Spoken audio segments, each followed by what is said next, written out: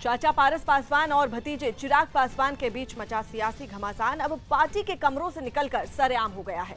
चाचा पशुपति कुमार पारस समेत कई नेताओं की बगावत का सामना कर रहे एलजेपी नेता चिराग पासवान ने अब इमोशनल कार्ड खेलने का इरादा किया है। कुछ दिन पहले ही चाचा की हरकत को लेकर उन्होंने कहा था कि वो पिता की मौत के बाद अनाथ नहीं हुए थे, लेकिन वक्त के साथ हालात भी करवट बदलने लगे हैं। लिहाजा चिराग पासवान ने रविवार को कहा कि वो अपने दल बल के साथ पूरे बिहार में 5 जुलाई से आशीर्वाद यात्रा निकालेंगे। असल में चारों तरफ से अकेलेपन से घिरे चिराग पासवान का ये इकलौता दांव है, जिससे ये बात साबित हो जाएगी कि सियासी गलियारों में वो कैसे टिक पाएंगे।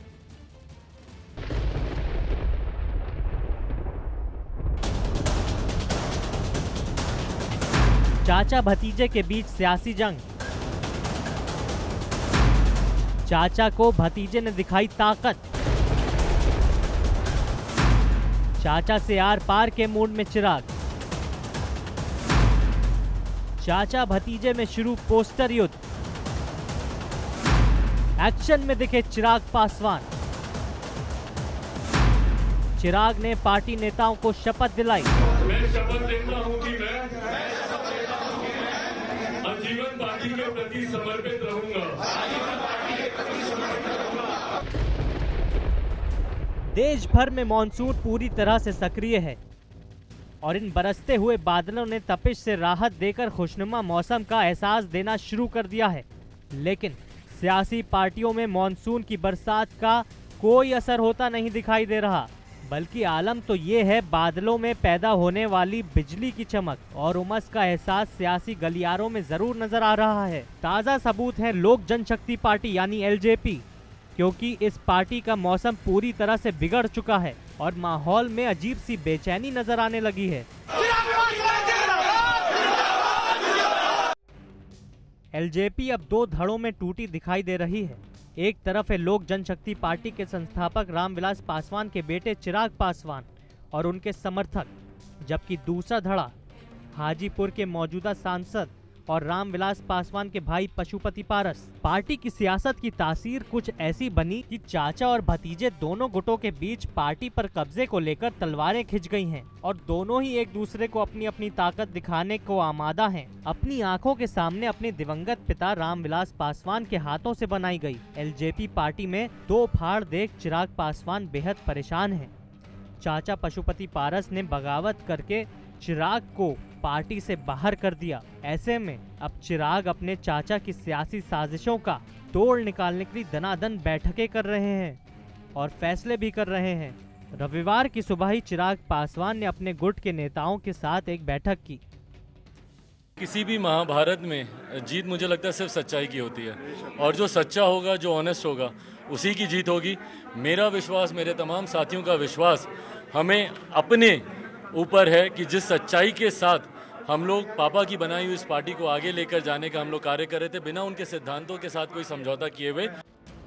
दिल्ली में चिराग पासवान ने अपने गुट के नेताओं को बुलाकर अपने चाचा को अपनी ताकत का एहसास कराने का दांव चला। दिल्ली में चिराग पासवान की आवाज 12 जनपद के बाहर उनके समर्थकों ने बड़े बड़े पोस्टरों की भरमार कर दी और समर्थन में नारे लगाकर अपनी आवाज भी बुलंद कर दी।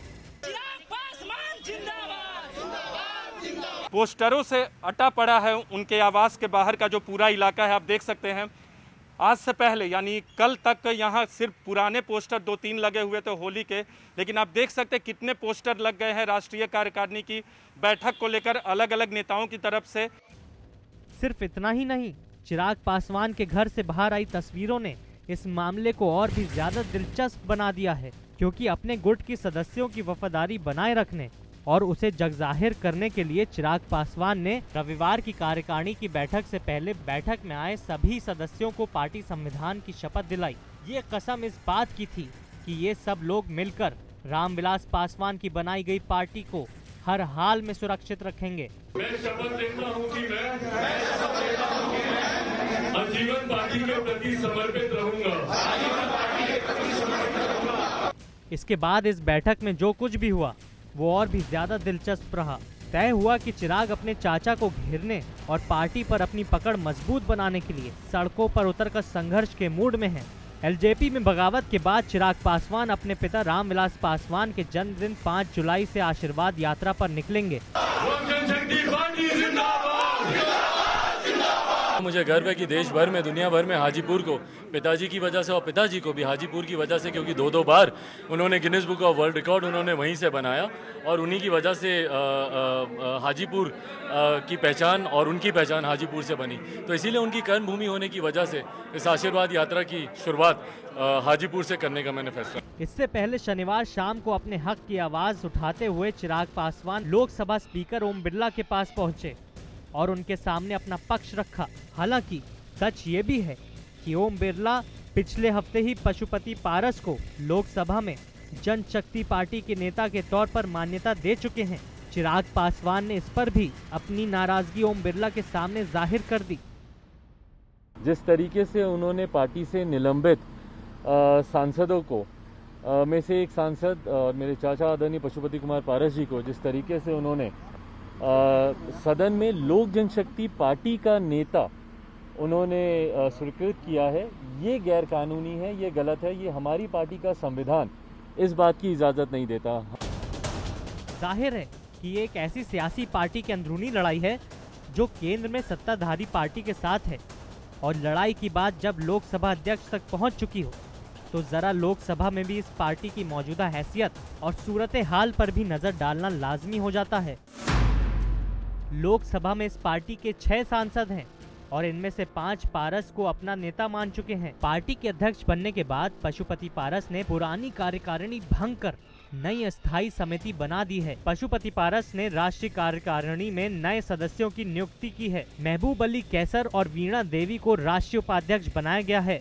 लोक जनशक्ति पार्टी 2 धड़ों में बंट चुकी है। चाचा भतीजे के बीच पार्टी पर वर्चस्व को लेकर लड़ाई जारी है और इस बीच चिराग पासवान ने फैसला किया कि वो सड़क पे उतरकर संघर्ष करेंगे। 5 जुलाई से हाजीपुर से उन्होंने आशीर्वाद यात्रा निकालने का फैसला किया है और हाजीपुर से पशुपति पारस सांसद तो हैं ही, ये रामविलास पासवान की कर्मभूमि भी रही है। अभिनय के क्षेत्र में अपनी किस्मत आजमा चुके चिराग पासवान को मालूम है कि फिल्म तभी कामयाब होगी जब स्क्रिप्ट के साथ साथ प्रोडक्शन भी दमदार हो, यानी पिक्चर अभी बाकी है। उधर पशुपति पारस ने पार्टी के अध्यक्ष पद के लिए हुए चुनाव को सही ठहराया है। पार्टी के संविधान का हवाला देकर पारस ने कहा कि चिराग पासवान न तो राष्ट्रीय अध्यक्ष हैं और न ही संसदीय दल के नेता।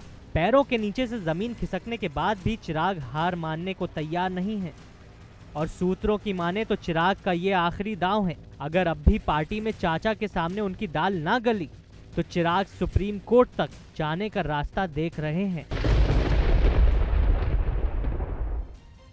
उत्तर प्रदेश के देवरिया में एक शादी समारोह में दूल्हा बैलगाड़ी में बारात लेकर गया। दूल्हा और बाराती सभी बैलगाड़ी में सवार होकर लड़की वालों के घर पहुंचे।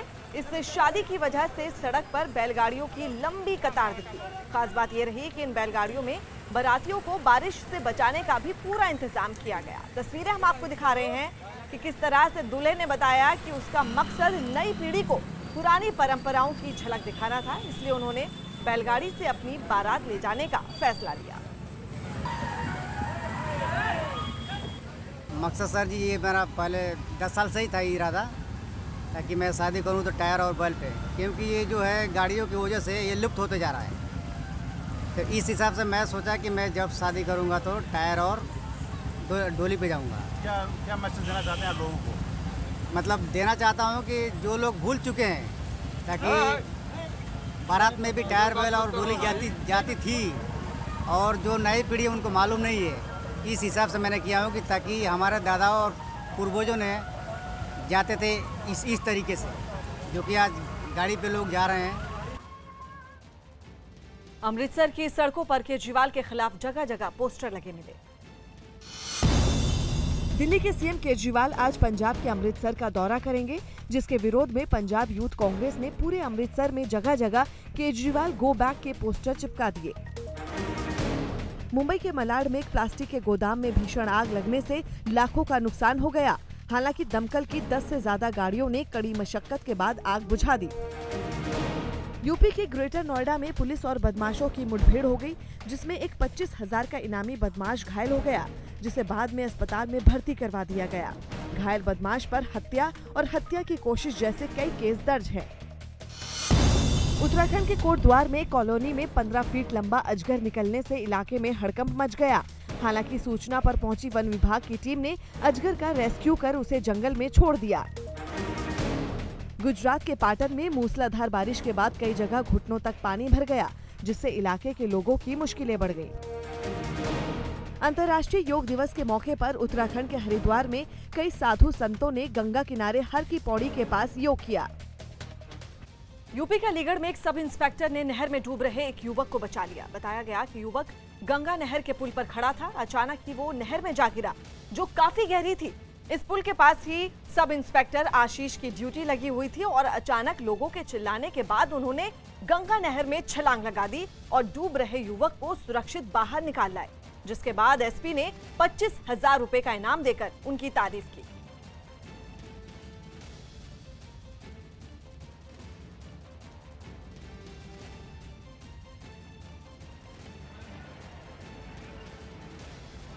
आप देख रहे हैं अंतर्राष्ट्रीय योग दिवस पर हमारी खास पेशकश, और इस वक्त मेरे साथ एक ऐसी शख्सियत मौजूद हैं जिन्होंने योग को घर घर में स्थापित किया है, स्वामी रामदेव। स्वामी रामदेव जी, बहुत बहुत स्वागत है आपका न्यूज 18 इंडिया में। जो वसुदेव कुटुंबकम का सपना था, वो इस योग के जरिए आप साकार होते हुए देख रहे हैं। देखो, अब छोटे छोटे बच्चे लोगों से हाथों के बल खड़ा नहीं हुआ जाता है, पैरों के बल या हाथों के बल खड़े, अलग अलग देखो कठिन कठिन आसन, छोटे छोटे बच्चे यहाँ से लेकर के पीछे तक करो, सब योग करो। हाँ, ये देखो वहां तक, और ये इधर ये मल्ल युद्ध कर रहे हैं, और ये सब बालिकाएं भी, हाँ? कोई लुढ़क रहा है, कोई पुढ़क रहा है। पूरा एक योग का ये जुनून है, और इस योग के जुनून से अपने शरीर बल को, मनोबल को, आत्मबल को प्रबल बना रहे हैं। और मैं तो कहता हूँ, इतनी बड़ी योग विद्या अपने पूर्वजों की, वेदों की विद्या, 4 वेद, सांख्य, योग, न्याय, वैशेषिक, वेदांत, मीमांसा, 6 दर्शन, क्या और 100 से अधिक उपनिषद, पुराण, रामायण, महाभारत, भगवत गीता का इतना विराट ज्ञान, ये सब होने के बाद में हम लोग मारे मारे फिर रहे हैं, गफलत में जी रहे हैं। कोरोना आ गया, ये बीपी आ गया, ये शुगर आ गया, रोज नई बीमारी का एक नामकरण हो जाता है। रोज नए नए जैसे बच्चे पैदा होते हैं, ऐसे रोज नई नए ये बीमारियों का ये पूरा का पूरा जो तंत्र है, षड्यंत्र है, इससे मनुष्य को उभारना है। तो योग में हमारे पास में सूक्ष्म व्यायाम, सूर्य नमस्कार, आसन, प्राणायाम, ध्यान, कितने सोपान हैं, यम नियम, आसन, प्राणायाम, प्रत्याहार, धारणा, ध्यान, समाधि, अष्टांग योग, राजयोग, क्रिया योग, हठ योग, लय योग, मंत्र योग, ज्ञान योग, भक्ति योग, कर्म योग, ये योग का सारा संसार, और उसमें माने शरीर बल से लेकर मनोबल तक सब आपको हमने यहाँ पर दिखाया है। आप सुबह से देख रहे हैं यहाँ पर। बिल्कुल। स्वामी जी, क्योंकि तीसरी लहर का खतरा लगातार बना हुआ है, जो एक्सपर्ट्स भी कह रहे हैं, ऐसे में आप ये बताइए कि कौन से ऐसे आसन हैं जो हमें रोज करने चाहिए, खान पान में हम क्या बदलाव कर सकते हैं, दिनचर्या हमारी कैसी होनी चाहिए ताकि हम कोरोना से बच पाए। देखो, सिंपल 5 योगाभ्यास मैंने सारे जमाने को बताए। भाई कोई भी आसन में बैठ जाओ, सिद्धासन, सुखासन या पद्मासन, और जो आसन में नहीं भी बैठ पाते हैं तो कुर्सी पर बैठ जाओ, और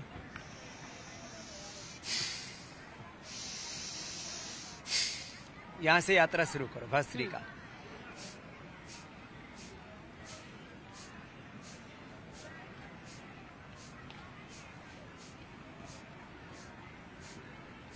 कपाल भाती, बाह्य प्राणायाम,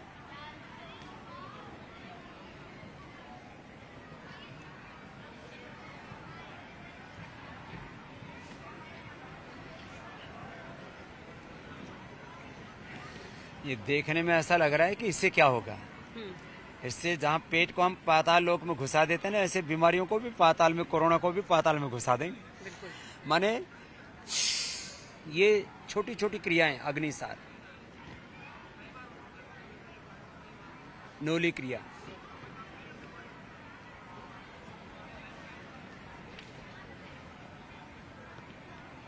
उज्जाई,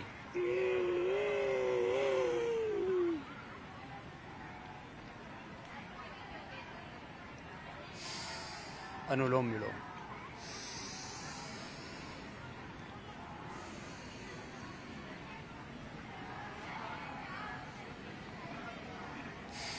5 सेकंड में लेना, 5 सेकंड में छोड़ना।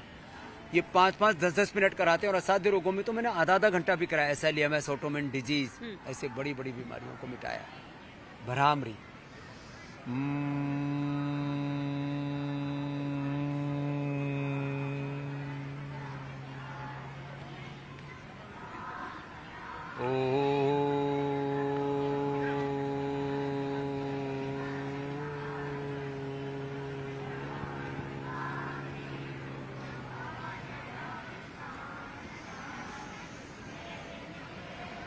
श्वासों पर ओंकार और गायत्री का ध्यान, ऐसे ये छोटी छोटी क्रियाएं करके और अपने आप को उभार लेते हैं। जिनको जरूरत है उनको शीतकारी कराते हैं हम।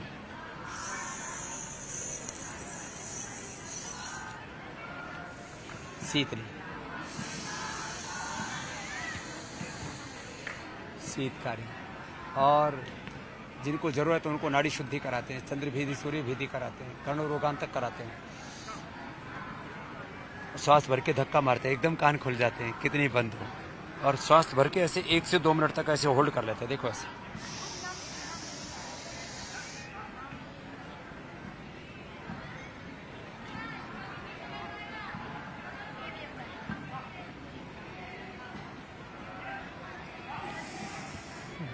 मैं तो 2-2.5 मिनट तक ऐसे रोकता हूँ। बिल्कुल, ये बहुत जी। साथ ही साथ ये भी बताइए आसन के साथ साथ कि खान पान का कैसे ध्यान रखना है। देखो 5-7 प्राणायाम, अपनी आवश्यकता के अनुसार 5-7 आसन, सूर्य नमस्कार, उसका सिलेक्शन करना पड़ेगा। जैसे मैंने आपको न्यूज़ 18 के माध्यम से पूरा एक एक बीमारी का पैकेज बताया। मोटापा के लिए, मधुमेह के लिए, अलग अलग बीमारियों के लिए अलग अलग जो योगाभ्यास का पूरा एक अभ्यास क्रम है, उसको जब कर लेते हैं तो फिर खान पान पर अपने आप संयम आ जाता है। नहीं तो लोगों को बहुत प्रकार से माने मन में बेचैनी होती है ना, तो बहुत ज्यादा खाने की इच्छा रहती है। मैंने देखा लेप्टिन लेवल जब इम्बैलेंस हो जाता है, योग से ना लेप्टिन कंट्रोल आने से खाने पीने पर कंट्रोल आता है। Junk food, fast food, Coca Cola, Pepsi, burger, pizza, ये अलग के ये मैकडॉनल्ड, ये सब ये अलग अलग प्रकार का ये जो फास्ट फूड, जंक फूड आ गया है ना, उससे भी आदमी अपने आप ही छूट जाए, इच्छा ही नहीं होती। अच्छा। माने योगी व्यक्ति रोग मुक्त तो होता ही है, व्यसन मुक्त तो होता ही है। वो गलत आहार, गलत विचार, गलत वाणी व्यवहार, इससे भी मुक्त हो जाता है। तो बहुत सारे फायदे हैं। उसके जीवन में सात्विकता आ जाती है। ठीक है। ये बड़ी बात। जो तीसरी लहर है सबसे ज्यादा बच्चों को प्रभावित करेगी, ये बार बार कहा जा रहा है। जो छोटे बच्चे हैं, जैसे कि 2 महीने के हैं, 6 महीने के हैं, जो योग नहीं कर सकते बच्चों हैं, को तो उनको कैसे ध्यान रखना है? गिलोय, तुलसी, हनी आदि दें। जो बड़े बच्चे हैं उनको सूर्य नमस्कार कराएं। सूर्य नमस्कार करो बच्चों, सब सूर्य नमस्कार करो। सूर्य नमस्कार अद्भुत है, और दूरी के साथ करो, दूरी बना के करो। हाँ, अब देखो, अब ये बच्चे 100 बार सूर्य नमस्कार करते हैं। और सूर्य नमस्कार करके इतना बल आ जाता है बच्चों में कि ये 10 बार से लेके 100 बार सूर्य नमस्कार करते हैं। और ऐसे फौलादी हैं ये। और ये हमारे भी जो मसल है ना, ये कोई जिम वाले नहीं है। और ये जो इधर बच्चे आप देख रहे हैं, ये सूर्य नमस्कार करते हैं। जो हमारे परंपरागत व्यायाम है, दंड बैठक, उनको करते हैं। और इनको करके इनके भीतर इतना बल आ जाता है। बच्चों का जो सूर्य नमस्कार करेंगे, जो परंपरागत व्यायाम करेंगे, उनका कोई रोग कुछ भी नहीं बिगाड़ सकता। बिल्कुल। और हमने देखा अभी जब हम लगातार लाइव कर रहे थे कि स्केट से योग हो रहा है, बच्चे मलखम कर रहे हैं। कैसे आप प्रेरित करते हैं, असंभव को संभव कर रहे हैं? देखो, मैं 45 साल से योग कर रहा हूँ।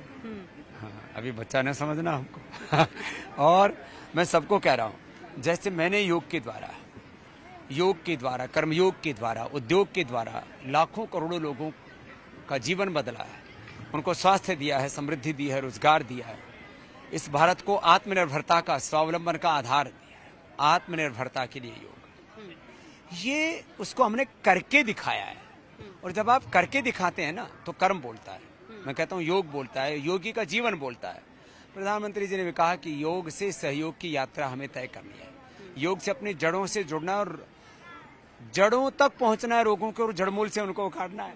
और जब आप ऐसा करेंगे तो निश्चित रूप से एक नया कीर्तिमान बनेगा। तो मैं आश्वस्त हूँ बहन कि बच्चे भी, आबाल वृद्ध, जवान भी, प्रौढ़ भी सब योग करेंगे तो निश्चित रूप से एक नए युग का निर्माण होगा, एक नए युग का सृजन होगा। और रोग तो कोई बचेगा ही नहीं। रोग तो उनके आस पड़ोस में भी नहीं फटकता। हम लोग रोज आधा 1-1 किलो पसीना बहाते हैं सुबह सुबह, और मैं कहता हूँ ये 100 साल का इंतजाम है। एक योग की अच्छी आदत से सारी बुरी आदतें, सारी बुराइयां, सारा प्रमाद, सारा अंधेरा जीवन से अपने आप छट जाता है। और इस योग दिवस पर तो हमने सबको ये प्रेरणा दे करके, ये उमंग, जोश, जुनून, उत्साह, शौर्य, पराक्रम उनका जगा करके और इस बात के लिए तैयार कर दिया, अब हिंदुस्तान रुकेगा नहीं, अब हिंदुस्तान योग करेगा।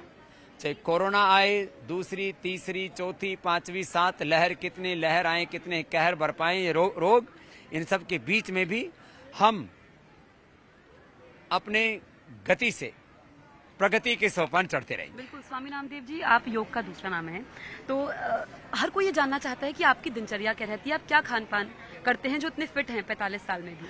देखो 45 साल तो योग करते होगे, मेरी आयु क्यों घटा रहे हो? 45 साल योग कर रहे हैं, बताइए। तो मैं सुबह सुबह आंवला, एलोवेरा, गिलोय, तुलसी, ये साधारण सी चीजें, इनका जूस पी लेता हूँ। कभी व्हीट ग्रास, कभी अनार, कभी सेब, कभी पपीता, कभी अंकुरित, बहुत साधारण सी चीजें लेता हूँ। कभी मुनक्का, अंजीर, खजूर, ये रात को भिगो करके, बादाम, अखरोट, बस इसको थोड़ा सा पी लेता हूँ। बहुत कम खाता हूँ, खुश रहता हूँ। और सुबह से शाम तक कम से कम 18 घंटा पिछले 45 सालों से मेहनत करता हूँ, एक दिन भी विश्राम नहीं किया। बस मतलब 45 दिन तक आप अपने रूटीन को नहीं तोड़ते हैं? देखो, जो 45 सालों से आप कर रहे हैं। कभी रूटीन को नहीं तोड़ा, कभी योग को नहीं छोड़ा। तो मैं सबसे एक ही आह्वान करूंगा, क्योंकि अभी बहुत वक्त हो गया है। ठीक है, आखिरी सवाल, छोटा सा सवाल है स्वामी जी, कि जो लोग कोरोना से ठीक हुए हैं, देखिए उनमें डिप्रेशन भी देखने को मिल रहा है, साथ ही बहुत तरह के फंगस के मामले भी सामने आ रहे हैं, उनसे कैसे बच सकते हैं जो घर आ चुके हैं? आंवला, एलोवेरा, गिलोय, तुलसी, नीम का काढ़ा पियो या रस पी लो, और भस्त्रिका, कपालभाति, अनुलोम विलोम, भ्रामरी, उद्गीत, ये प्राणायाम कर लो। अणु तेल नाक में डालो, नस से, और जो जल नीति, सूत्र नीति जानते हैं तो कोई बात ही नहीं। अणु तेल से नाक के अंदर ही वो आंख तक, दिमाग तक, गले तक, अंदर पेट तक जा ही नहीं पाएगा, नाक के अंदर ही मर जाएगा फंगस। ये है इसकी महिमा।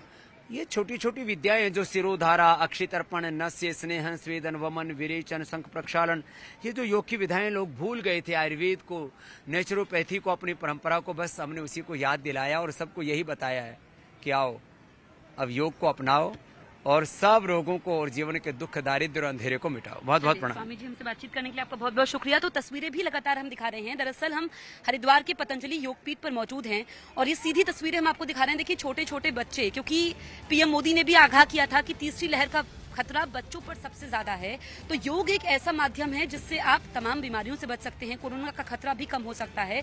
और ये छोटे बच्चे जिन्होंने योग को अपनी दिनचर्या का हिस्सा बनाया, ये लोग रोज योग करते हैं, क्योंकि पतंजलि में तो ये नियम है, आप देखिए। और जो माँ बाप अपने बच्चों को लेकर के चिंतित हैं तीसरी लहर की वजह से, क्योंकि काफी असमंजस की स्थिति है तीसरी लहर को लेकर के। कुछ एक्सपर्ट्स कह रहे हैं कि 6 महीने में आएगी, कुछ कह रहे हैं कि 4 हफ्ते में आएगी, लेकिन जब भी आए, चाहे तीसरी आए, चौथी आए, 5वीं आए, हमें तैयार रहना है। और तैयार हम कैसे रहेंगे? योग के जरिए रहेंगे। और ये छोटे बच्चे जिनकी दिनचर्या का हिस्सा है, आप पीछे भी देख सकते हैं, क्योंकि हमने लगातार सुबह से आपको दिखाया है कि कैसे स्केट के जरिए योग कर रहे हैं, मलखम कर रहे हैं, और ये कई सालों से कर रहे हैं, रोजाना कर रहे हैं। और स्वामी रामदेव जो उनकी प्रेरणा का स्रोत हैं। तो अब वापस चलते हैं हम नोएडा स्टूडियो। गुजरात के पाटन में भारी बारिश होने के बाद सड़कें नदियों में तब्दील हो गईं। सड़कों पर 2 से 3 फीट तक पानी जमा होने के बाद कई गाड़ियां उसमें फंस गईं। कुछ लोग अपनी गाड़ियों को धक्का लगाते भी दिखाई दिए। बताया गया कि कई घंटों तक लगातार बारिश होने की वजह से शहर में बाढ़ जैसे हालात बन गए।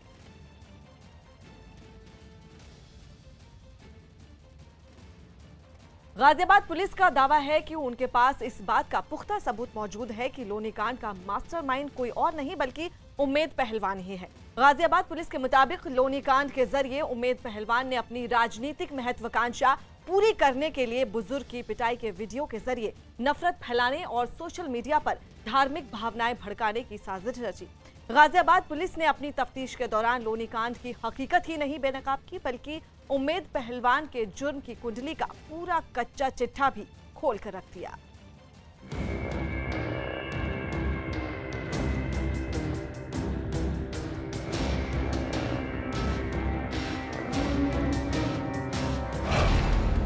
लोनी कांड का मास्टरमाइंड उम्मेद पहलवान। राजनीतिक फायदे के लिए रची गई साजिश।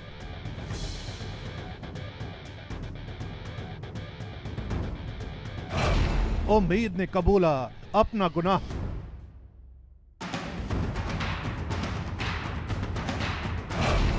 लोनी कांड पर न्यूज़ 18 एक्सक्लूसिव।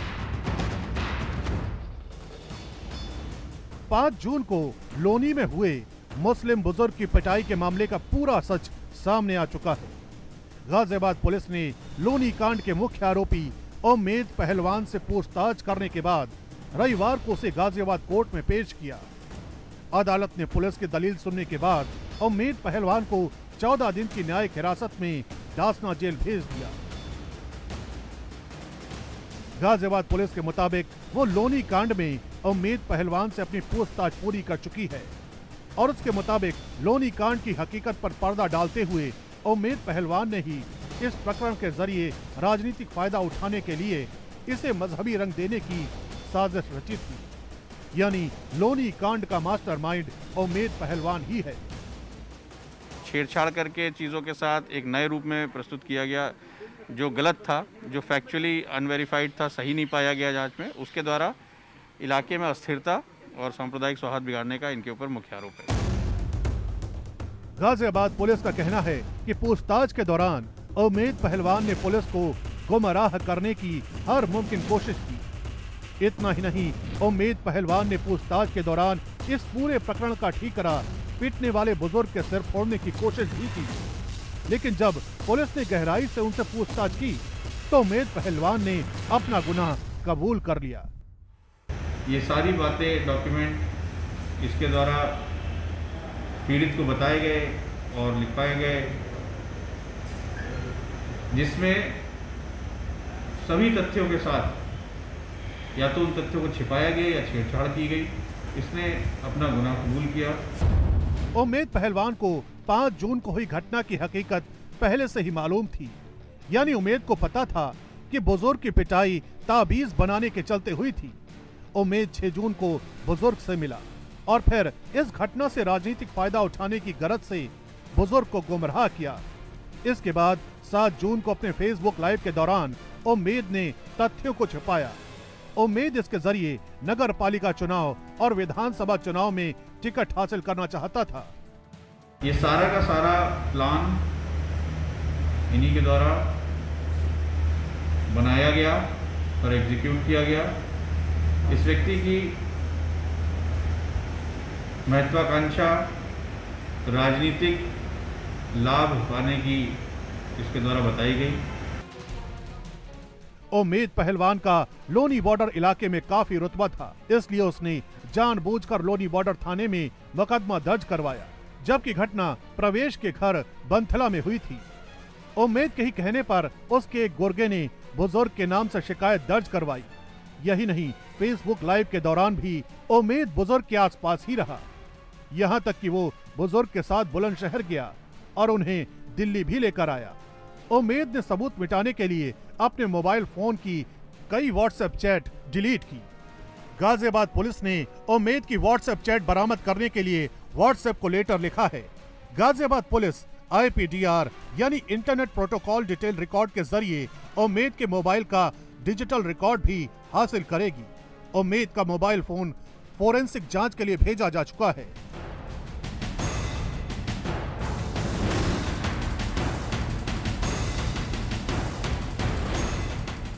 गाजियाबाद पुलिस ने जब उम्मेद पहलवान की कुंडली खंगाली तो उसके जुर्मों का कच्चा चिट्ठा भी सामने खुलता चला गया। गाजियाबाद पुलिस के मुताबिक उम्मेद पहलवान पर साहिबाबाद, लोनी और पेलखुआ में पहले भी कई मुकदमे दर्ज हो चुके हैं। उम्मेद पहलवान पर लड़की से छेड़छाड़, गौकशी, हत्या का प्रयास और गैर इरादतन हत्या के मुकदमे दर्ज हो चुके हैं। अभी तक पुलिस को उम्मेद पर दर्ज 7 मुकदमों का पता चला है। गाजियाबाद पुलिस के मुताबिक उम्मेद पेलखुआ के दहेदा गांव का रहने वाला है। शुरुआती दौर में उम्मेद पिलखुआ में चोरी चकारी करता था। फिर वो गाजियाबाद के एक पूर्व नगर पालिका अध्यक्ष के संपर्क में आया। इसके बाद उम्मेद ने पहले लोकदल और बाद में समाजवादी पार्टी ज्वाइन कर ली। 2016 में उम्मेद गाजियाबाद विकास प्राधिकरण का सदस्य भी रहा। उम्मेद ने 3 शादियां कर रखी हैं। उम्मेद पेशे से धागे के मटेरियल का कारोबार करता है। गाजियाबाद पुलिस के मुताबिक पिलखुआ के एक छोटे से गांव का रहने वाला उम्मेद पहलवान अपने शुरुआती दौर में पिलखुआ में चोरी और झपटमारी की वारदातों को अंजाम देता था, जिसके बाद वो गाजियाबाद के कुछ प्रभावशाली लोगों के संपर्क में आया और अपना राजनीतिक भविष्य तलाशने लगा। देखते ही देखते लोनी बॉर्डर इलाके में उम्मेद पहलवान का अच्छा खासा रसूख और रुतबा कायम हो गया था। लेकिन जिस तरह से लोनी ताबीज विवाद घटना सामने आई, उसमें उम्मेद पहलवान ने अपनी राजनीतिक महत्वाकांक्षा के लिए इस पूरी घटना को एक नया मोड़ दिया, एक झूठी स्क्रिप्ट रची। लेकिन जिस तरह से उम्मेद पहलवान की गिरफ्तारी हुई, तमाम सच जो है वो पुलिस के सामने आ गए। लेकिन उम्मेद के वकील का कहना है कि उसके मुवक्किल को इस मामले में जबरदस्ती फंसाया जा रहा है और पुलिस के पास अपनी थ्योरी को साबित करने के लिए कोई पुख्ता सबूत नहीं है। इतना ही नहीं, उम्मेद के वकील के मुताबिक पुलिस ने उम्मेद के खिलाफ जिन धाराओं का इजाफा किया है, उनमें से ज्यादातर उन पर लागू ही नहीं होती। जो सेक्शंस पुलिस ने लगा के भेजे हैं, ये सेक्शंस हमारे खिलाफ बनते नहीं हैं। तो हमारे बेसिक आर्ग्यूमेंट्स ये था कि आप इन सेक्शंस में इनको जुडिशियल रिमांड नहीं दे सकते हो, पर कोर्ट ने हमारी बात को नहीं माना। दरअसल गाजियाबाद पुलिस ने उम्मेद पहलवान को शनिवार को दिल्ली के LNJP अस्पताल के पास से गिरफ्तार किया था। उम्मेद पहलवान पर एक बुजुर्ग की पिटाई के वीडियो के जरिए नफरत फैलाने और सोशल मीडिया पर धार्मिक भावनाएं भड़काने का आरोप है। लोनी कांड में गाजियाबाद पुलिस अब तक 11 आरोपियों को गिरफ्तार कर चुकी है और उसका कहना है कि उम्मेद पहलवान से पूछताछ के बाद उसने इस मामले में जिन लोगों के नाम बताए हैं, उन पर कार्रवाई की जाएगी। इतना ही नहीं, गाजियाबाद पुलिस अब इस बात की तफ्तीश कर रही है कि उम्मेद पहलवान ही इस पूरे मामले का मास्टरमाइंड है या फिर उसने किसी के इशारे पर यह साजिश रची थी।